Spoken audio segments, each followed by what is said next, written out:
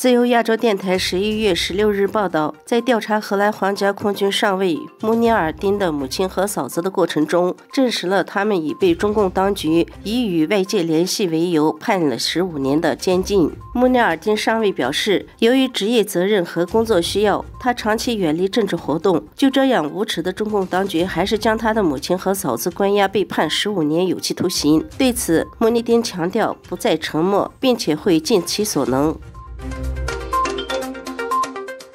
11月16日，由美国国会两党两院议院领导的国会行政当局中国委员会发布了关于中国人权和法治现状的2022年度报告。报告认为，中国政府继续使用威权治理工具，限制其公民的基本人权，滥用国际刑警组织机制，对在境外的中国异议人士和公民进行跨境镇压。此报告详细叙述了中国政府有系统地对批评中国共产党政策的人员、维权人士和人权律师、言论自由、宗教自由和妇女权益倡导者以及维吾尔民族实施残酷的审查、酷刑和拘押手段。这份报告还特别提到了在所谓新疆持续进行的种族灭绝，对维吾尔人实施包括强奸、强迫堕胎和绝育以及强迫劳动等手段。报告还建议提高联邦调查局和国务院的能力，以应对中国的跨镇压以及恐吓维吾尔人、香港人、藏人和华裔美国人的努力，并且加强对在所谓新疆参与强迫绝育和强迫堕胎的中共官员进行制裁。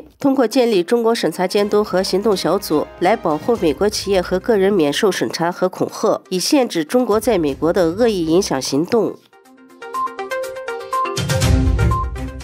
美中经济与安全审查委员会11月15日发布了最新的年度报告，涵盖了对中共2022年内政、外交、经贸政策等5个方面的研究，以及对美国的影响，并为国会提出了39条针对性的建议，制约中共。周二，美中经济与安全审查委员会发布了长达785页的年度报告，涵盖了中共决策与习近平的集权、美中贸易关系、美中安全与外交事务、台湾及香港等多个议题。报告指出，中共在这些议题上的政策和实施，充分体现了习近平一人独尊的集权化统治。从教育和流行文化到战争与和平，所有的关键决策几乎都掌握在一个人的手中。美中经济与安全审查委员会主席表示，2022年充分体现了习近平为了巩固自己的权力而不计代价。为避免日后受到西方国家的经济制裁，习近平还提出了双循环概念，即在减少中国对关键物资进口的同时，增加西方国家对中国供应链的依赖性。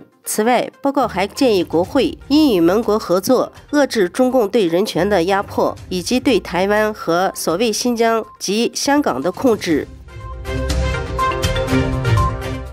西方领导人采取行动消除俄罗斯与乌克兰之间的战争威胁。据称，在波兰爆炸的导弹可能是偶然的，一颗飞弹落入了波兰东部靠近乌克兰边境的小镇，引发了爆炸，造成了2名平民的死亡。法新社报道称，乌克兰总统泽连斯基将矛头指向了俄罗斯，但美国和北大西洋公约组织坚决支持波兰的评估，即导弹是从乌克兰发射的。波兰和朝鲜都表示，这一事件很可能是乌克兰发射防空导弹和俄罗斯持续攻击基础设施造成的。美国白宫表示，没有看到任何与波兰的初步评估相矛盾的事情，同时明确表示，俄罗斯对这一不幸的事件负有最终的责任。